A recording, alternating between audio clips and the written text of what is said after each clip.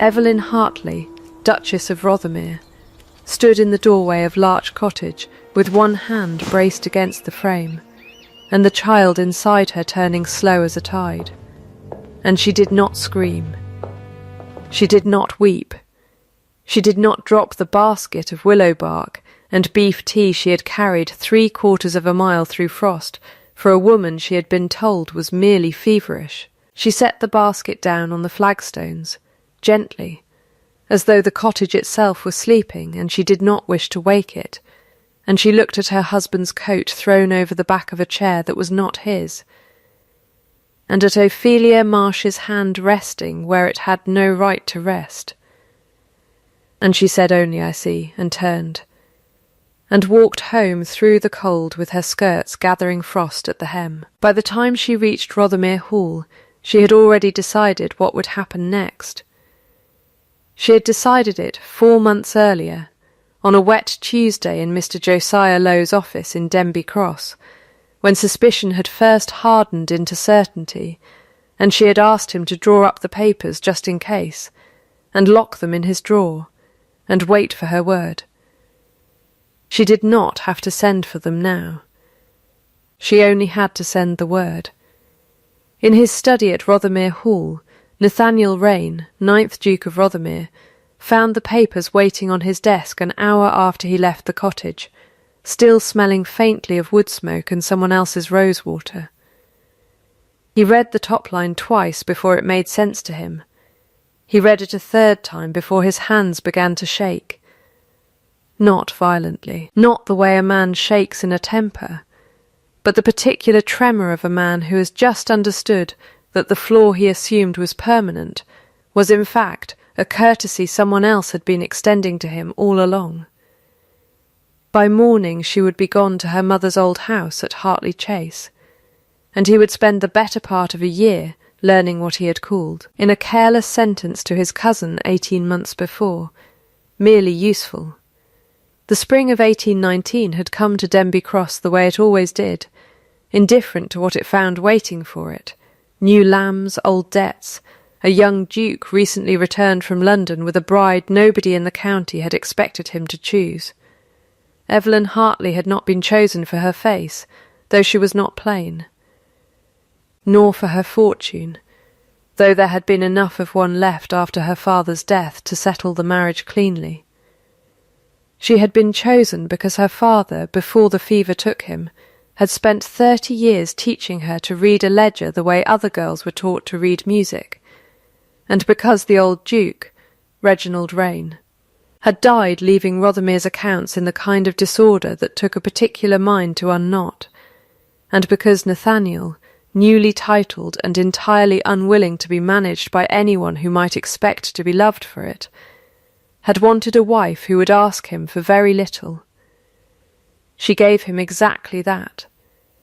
For 2 years she ran his house, corrected his steward's arithmetic without ever being asked, corresponded with his tenants when he could not be troubled to, and carried herself through county dinners with a composure people mistook for coldness, because they had never seen what it cost to produce it. She was, by any honest accounting, the reason Rothermere's rents came in on time and its roofs did not leak. Nathaniel knew this the way a man knows the weather is fair, gratefully, absently, without once considering that the weather might prefer to be thanked. She had overheard the sentence that named her 7 months into the marriage, through a half-open door, in his cousin Silas Rook's flat, unbothered voice, asking whether he did not find it dull, marrying a woman for her arithmetic. Nathaniel's answer had come without hesitation. "She is not a woman I love," he'd said. "She is a woman I require. There is a difference, and it suits us both." She had not told him she'd heard it. She had gone back to the account books that evening and found, for the first time in her marriage, that her hand was not quite steady on the pen. She had written the sentence into no ledger.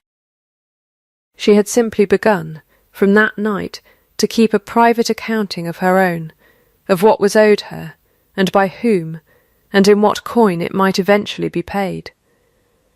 The pregnancy, discovered in the new year, changed nothing between them that she could see. He asked after her health at breakfast with the same flat courtesy he asked after the weather. He did not touch her hand across the table. He began, not long after, to be gone from the hall 3 and 4 afternoons a week, and it was Mrs. Hale, the housekeeper, who first told her, not unkindly, but without softening it either, where those afternoons were spent. Evelyn had gone to Larch Cottage herself, rather than send anyone else, because she had decided, long before she knew what she would find there, that she would rather see a thing plainly than have it described to her second-hand. Now she knew.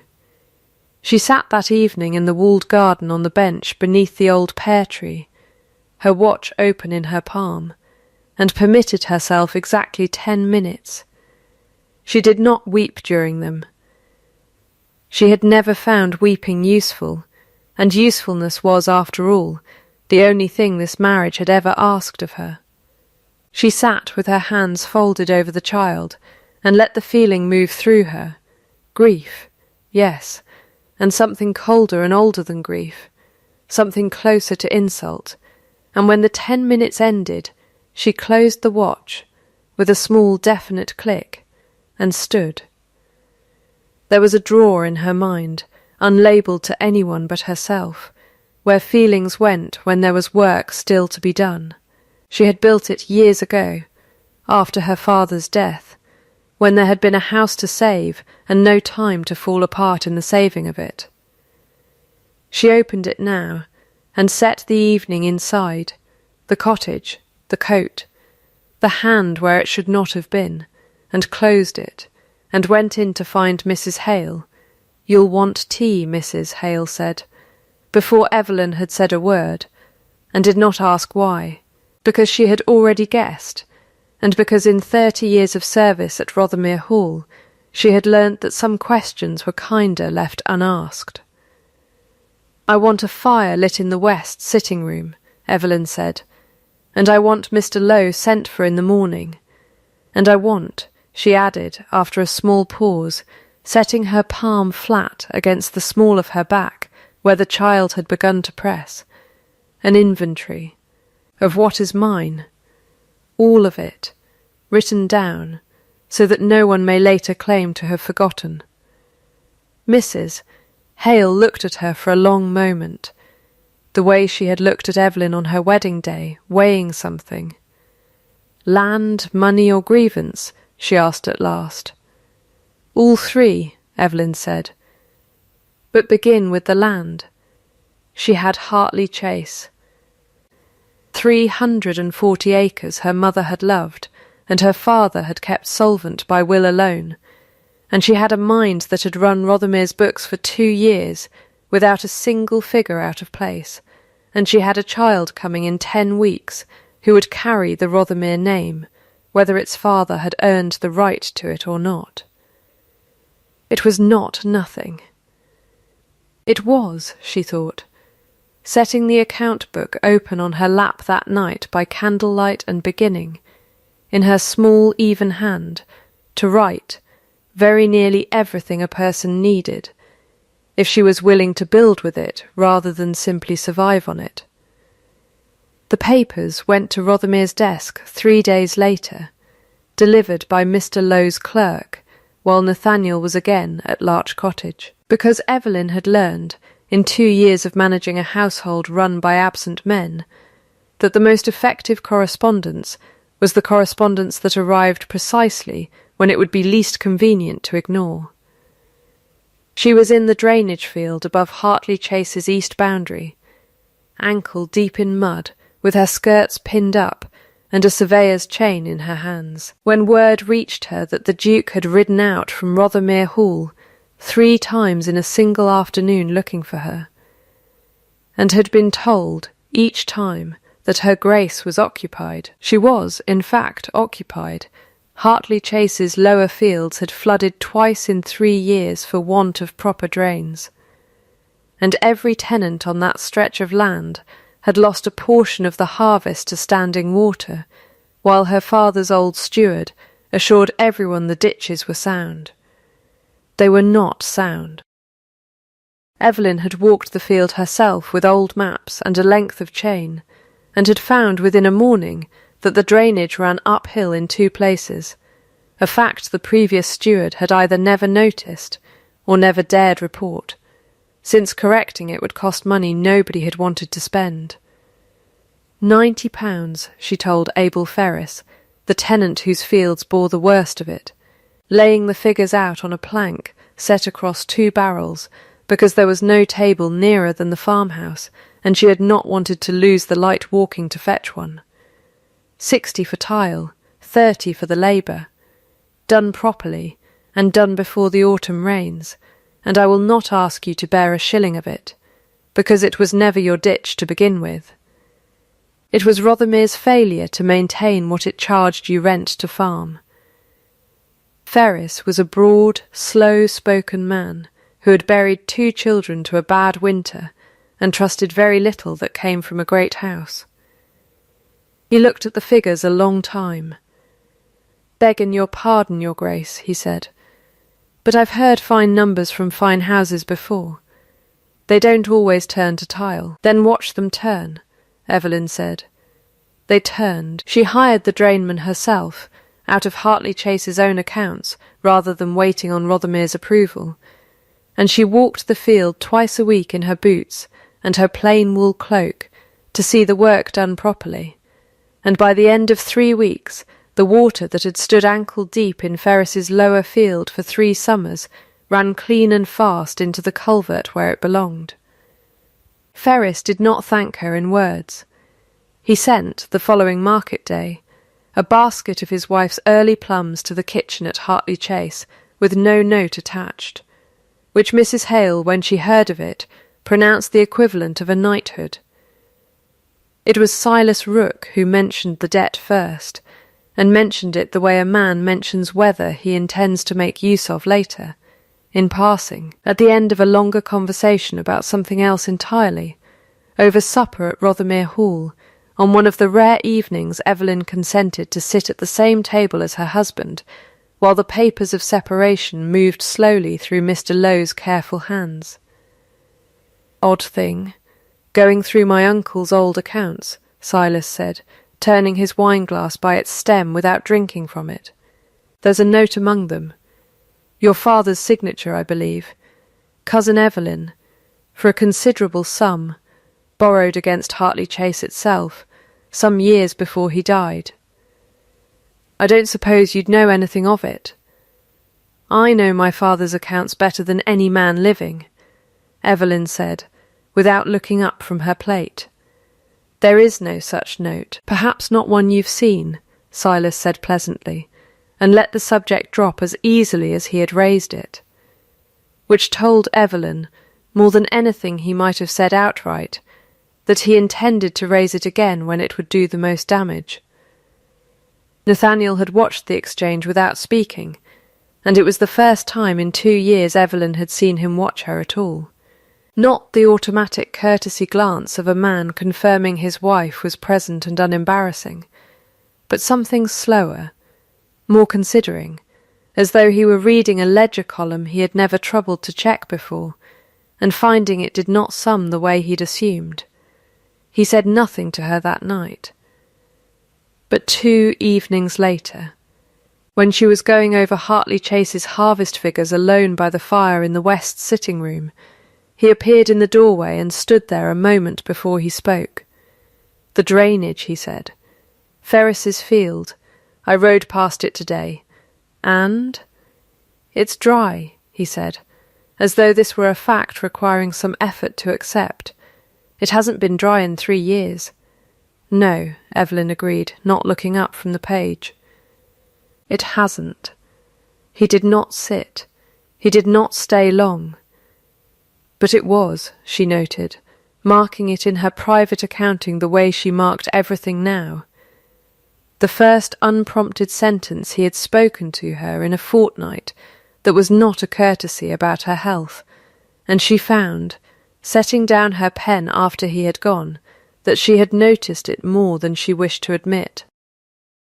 The second trial came a month later, when the parish overseers proposed cutting the wages of Rothermere's harvest labourers from 14 shillings a week to 9, on the grounds that the estate's finances were, in the confusion of the separation proceedings, uncertain, and economies must be found somewhere. Evelyn found the economy elsewhere. She went through 2 years of Rothermere's accounts she had, in fact, largely kept herself, and found 11 separate instances of money spent on entertainments in London that had produced nothing for the estate but the appearance of a duke enjoying himself, totalling more than 4 times what the wage cut was meant to save. She brought the figures to the overseers' meeting herself, uninvited, and read them aloud without raising her voice, and watched 3 respectable men who had never once addressed her directly in 2 years of marriage discover, over the course of 20 minutes, that they had been arguing against arithmetic. "The wages remain at 14 shillings, she said, when she had finished. "I will find the difference myself, out of Hartley Chase, if Rothermere cannot. I will not have men go hungry so that a household can pretend an economy it does not need." It was Mrs. Hale who told her, that evening, what had passed between Nathaniel and his father in the room where his father had died, 5 years before Evelyn ever came to Rothermere.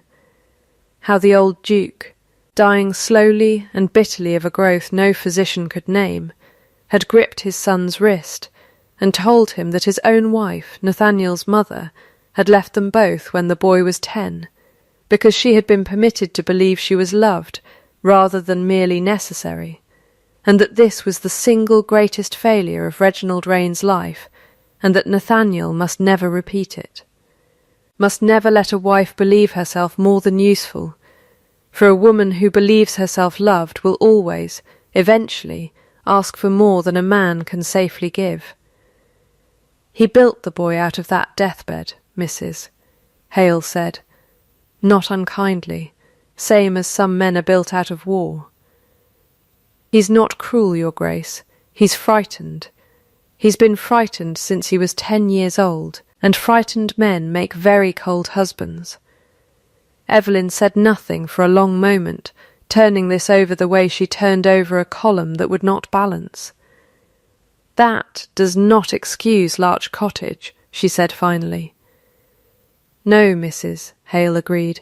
"It explains it. Those are different countries, and a wise woman keeps her passport for only one of them." The county, meanwhile, had begun to speak of the young Duchess in a different register than it had 2 years before. She was no longer merely the practical woman Rothermere had married for his books. She was the woman who had dried Ferris's field in 3 weeks, when the old steward had let it flood for 3 years. She was the woman who had stood before the overseers with a ledger instead of a fainting fit, and won. Mrs. Grantley at the draper's shop in Denby Cross was heard to remark that her Grace had more sense in her account book than most men had in their whole heads, and though the remark was not meant to travel, it did, the way most things in a small county eventually do, the way water moves downhill, finding every low place there is to find. It was Ophelia Marsh who was dismissed first, though not by Evelyn, and not in the manner the county half expected.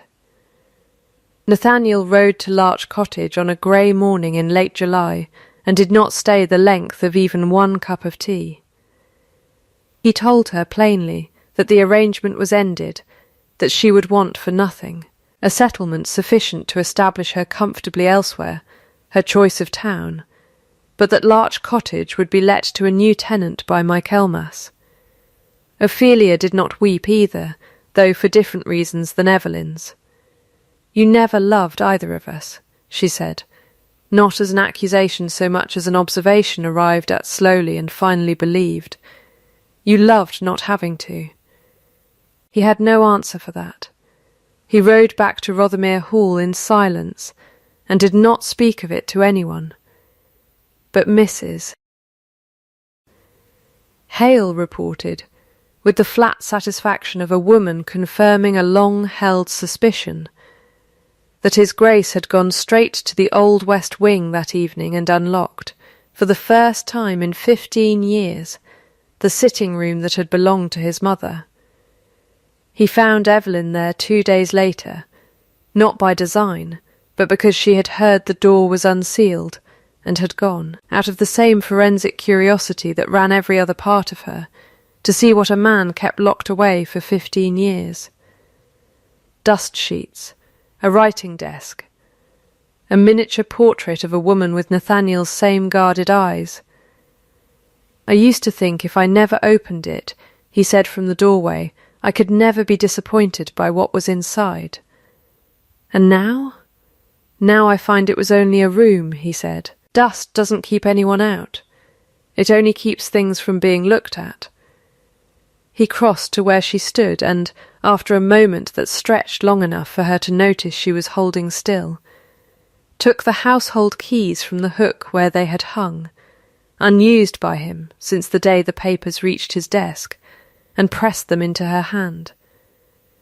These have always been yours in practice, he said. I should like them to be yours in fact. All of it, the strong box, the tenant accounts, the study itself. I am asking you to run what you have already been running, only now with my name on the authorization instead of standing between you and it. Evelyn looked down at the iron ring, worn smooth in places by 2 years of her own hands. That is not an apology, she said. No, he agreed. It isn't. I have not asked for management, Nathaniel. I have had management for 2 years, and it cost me nothing, and taught me nothing about whether you saw me at all. If you want to say something to me, say it plainly, and say it once, and do not dress it as a set of keys. He was quiet a moment. Started again. I do not know how to do it any other way yet, he said finally. I have spent 30 years being taught that wanting a person allowed is how you lose them. I don't ask you to forgive that tonight. I ask you to let me show you, instead of telling you, and to judge me by the showing. Show me then, Evelyn said. Not tonight, not with words, over time, and where I can watch it, the way I watch everything else that matters to this estate. All right, he said.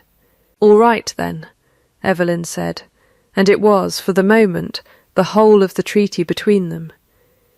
It was Mr. Lowe who first suggested, going through her father's papers in preparation for the separation settlement, that they search Hartley Chase's old strong room for anything relating to the debt Silas Rook continued, with increasing insistence to raise. They found nothing that night, and nothing the next. It was Evelyn herself, 3 evenings later, running her hand along the inside of her mother's writing box out of nothing more than habit, who noticed the false bottom, a thin panel that gave, under pressure, where no panel ought to give.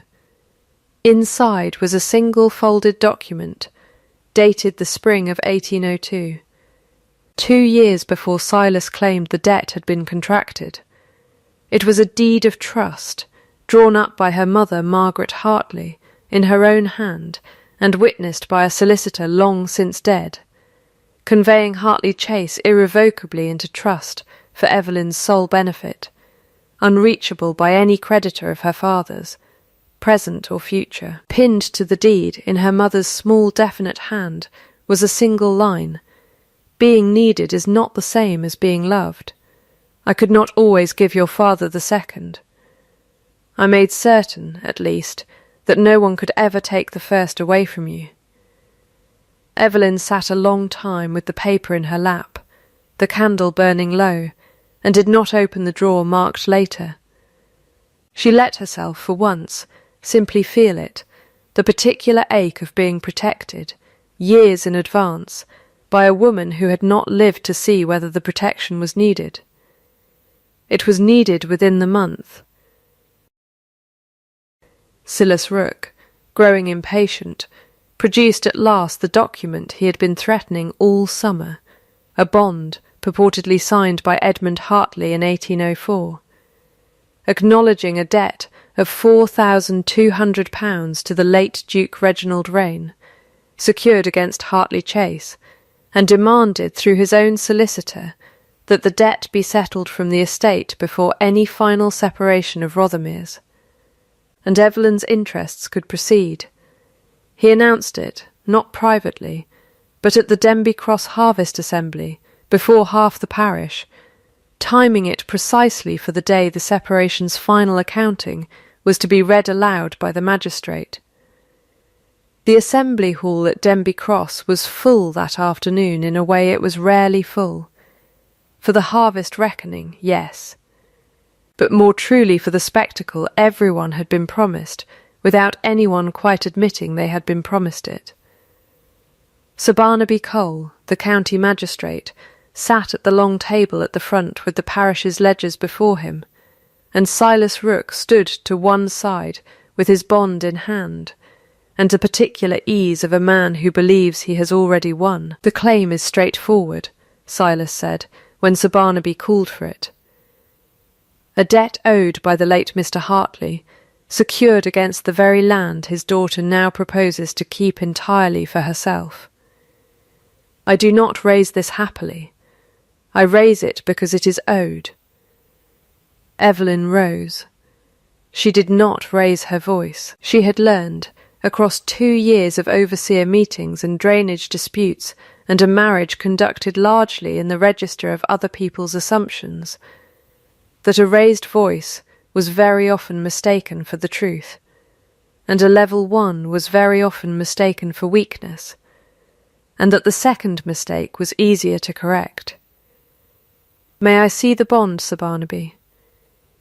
It was passed to her. She studied it a long moment, the signature, the date, the wax, while the hall waited in the particular silence of a room that does not yet know which way it is about to turn. "This bond is dated April the 3rd, 1804, she said finally.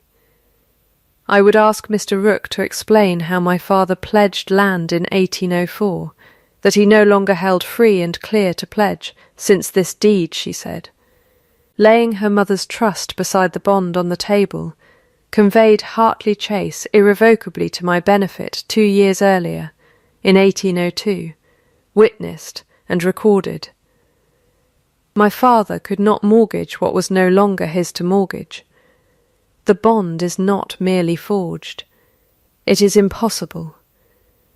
A murmur moved through the hall, water finding a new low place. Silas did not flinch outright, but something behind his composure went still. Deeds are misplaced. Dates are misremembered. I would not stake a man's honesty on a single old paper. "Then stake it on 2, Evelyn said, and nodded to Mr. Lowe, who rose with a second document, a bank clerk's sworn statement establishing that the paper stock on which the bond was written bore a watermark not manufactured before 1811, 7 years after the debt it claimed to record. The hall's murmur sharpened. Sir Barnaby leaned forward. I saw him practising it, said a voice from the back before anyone asked for it. Tam Foss, the stable boy from Rothermere, 12 years old, and plainly terrified to be speaking at all, twisting his cap in both hands. Mr. Rooke, Sir, in the estate office, of an evening last winter, writing the old Duke's name over and over on a scrap till it came out right. I didn't know what it was for. I do now. Silas Rooke's composure, which had survived the watermark, did not survive the boy. Something in his face closed like a door someone had finally thought to lock. Evelyn did not press further than the truth required. I do not ask the court for anything beyond what is owed, she said. The bond is false. Hartley Chase remains where my mother placed it, out of reach of anyone who might one day decide I was worth less than my land. As to Mr. Rooke, I would ask for no prosecution, provided he leaves the county within the month and troubles this family no further. I have no wish to ruin a man for wanting what he could not have honestly earned. I have only wished, all my life, not to be taken from twice. Sir Barnaby looked at her a long moment, and then at Nathaniel, who had not spoken once through the whole proceeding, and who now stood as though something in his chest had come slightly loose. "So ordered," Sir Barnaby said. "The bond is void. The debt does not exist. And Mr. Rooke will find, I think, that Denby Cross has grown considerably less comfortable for him." Nathaniel found his full accounting that same evening, in the west sitting-room, with his mother's portrait watching from above the mantel, and the household finally, properly, his wife's-in-law as well as in fact. "An apology and an explanation are not the same thing," Evelyn said, before he could begin. "I have had explanations from you before, dressed up as apologies. I want both tonight, and I want to know which is which." "The explanation," Nathaniel said, "is that my father taught me love was a debt collected at interest, and that the only safe household was one where nothing was risked because nothing was wanted allowed. I built my whole life around never being caught wanting. I married you because you asked nothing of me, and I mistook that mercy for 2 years for a kind of safety. I went to Larch Cottage because Ophelia asked nothing of me either, and I told myself that meant it cost nothing. It cost everything. It cost you." "That is the explanation," Evelyn said. "Now the apology." He was quiet a moment, started again. "I am sorry," he said, "not for marrying you without love. I did not know then what I was capable of feeling, and I do not think that sin can be undone by wishing it smaller than it was. I am sorry that I let you believe, for 2 years, that competence was the ceiling of what I saw in you, when it was only ever the floor. You were never merely useful to me, Evelyn. I told myself that sentence because it was safer than the true one. The true one is that I have not stopped noticing you since the day the papers reached my desk, and it terrifies me, and I am done pretending that terror is the same as indifference. You said once that I was a woman you required," Evelyn said. "Not a woman you loved." "I remember," he said. "I have thought of little else all summer." "You are not a woman I require, Evelyn Hartley. You are a woman I would beg to keep, on whatever terms you set, for as long as you'll allow it." She let the silence hold a moment before she answered, because some things deserved a moment before they were answered. "My terms," she said, "are these. Hartley Chase remains mine. In trust, in law, in fact, regardless of what becomes of us. The tenant's wages are never again a household economy to be argued over at supper. My name goes on the estate's authorisations beside yours, not beneath them. I will not mediate what happens between you and your cousin's memory, or your father's ghost that is your reckoning, not mine. And I will not be told again, by you or by anyone, what I am for." "All right," Nathaniel said. "All right, then," Evelyn said, and something in the room, for the first time in 5 years, felt less like a held breath and more like the beginning of an ordinary one. Proof did not arrive all at once. It arrived the way most true things did at Rothermere Hall that autumn, in small units, none of them remarkable alone. He moved his chair at breakfast, without comment, from the far end of the table to the place beside hers. He began pouring her tea before she asked for it, and got the amount of milk wrong the first 4 mornings and right every morning after. He brought the estate ledgers to the west sitting-room in the evenings, instead of the study, so that the work of the house was done in the same room as the rest of their lives, and read the tenant accounts aloud to her, not because she needed to hear them, but because he had discovered he liked hearing his own voice say her name in the margin notes. Duchess approved, 14th of September, as though the approval itself were a kind of vow. There was one slip.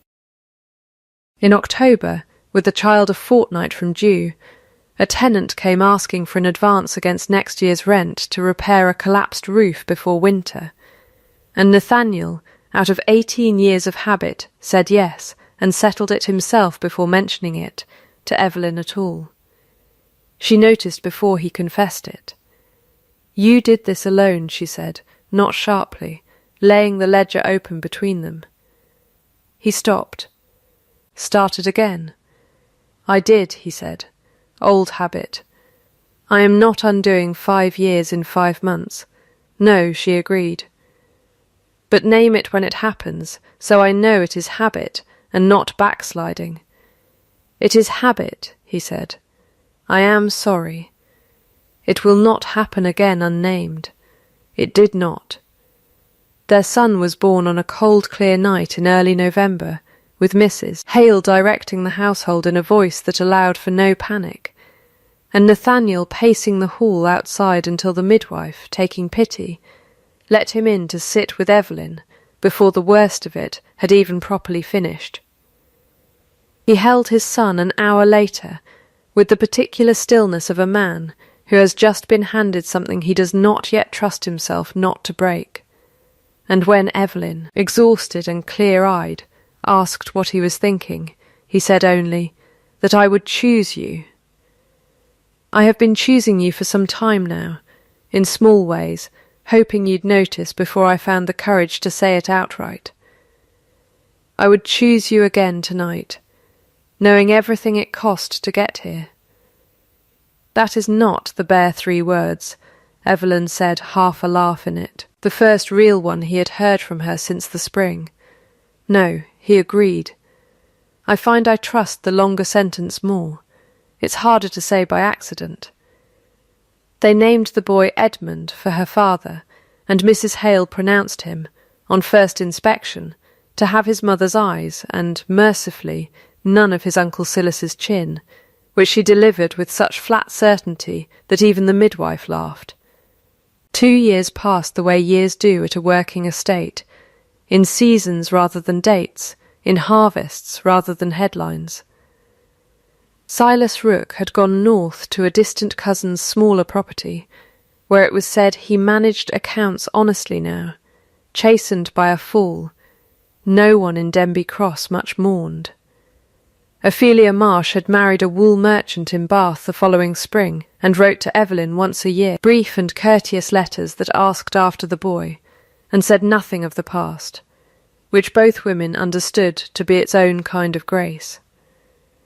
Tam Foss, whose honesty had undone a forger before a full county hall, was apprenticed properly to the estate's steward that same autumn, and by the second harvest was keeping half of Hartley Chase's accounts himself. In a hand Evelyn had taught him letter by letter on winter evenings. Fair wages were posted now at the start of every harvest, not negotiated fresh each year against whatever economy someone had decided the house required.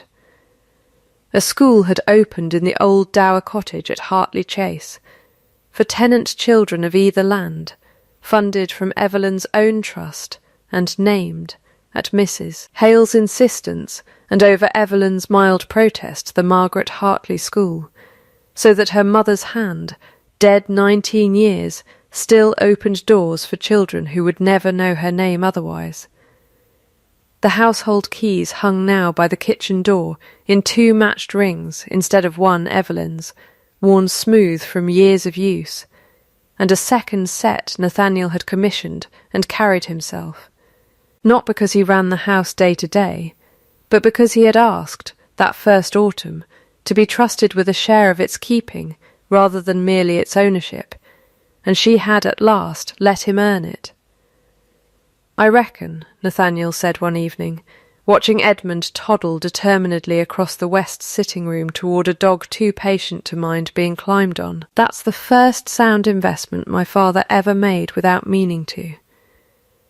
Marrying me to a woman who could actually read a ledger." "You reckon?" Evelyn repeated, amused, despite herself, because 2 years of tenant suppers and drainage disputes had worn certain rough words smooth in his mouth, the way the county wore them smooth in everyone's. "I reckon," he said again, and did not correct himself, and she understood it for what it was, not a slip of grammar, but a man who had finally stopped performing a class of coldness he had never actually wanted, in a house that had, at last, stopped holding its breath. She had stopped asking to be seen somewhere in the 2nd year of that long construction, not because she had given up on it, but because she had made herself, quietly, methodically, out of ledgers and drained fields and a mother's hidden trust, entirely impossible not to see. Being needed had never been the same as being loved. She knew that still, and would teach her son the difference the way her mother had taught her. But she had learned, in the years it took to build a life too solid to be devalued twice, that a person could be both needed and loved at once, and that the rarity of it was not a reason to distrust it when it finally, carefully, arrived, not because the wound had healed without a mark, not because the county had forgotten what it once whispered about the Duke and his cottage, but because she had made her worth a fact rather than a hope, entered in her own hand, in her own book, and no one, not a husband, not a cousin, not a forged and dated lie, could ever again cross it out.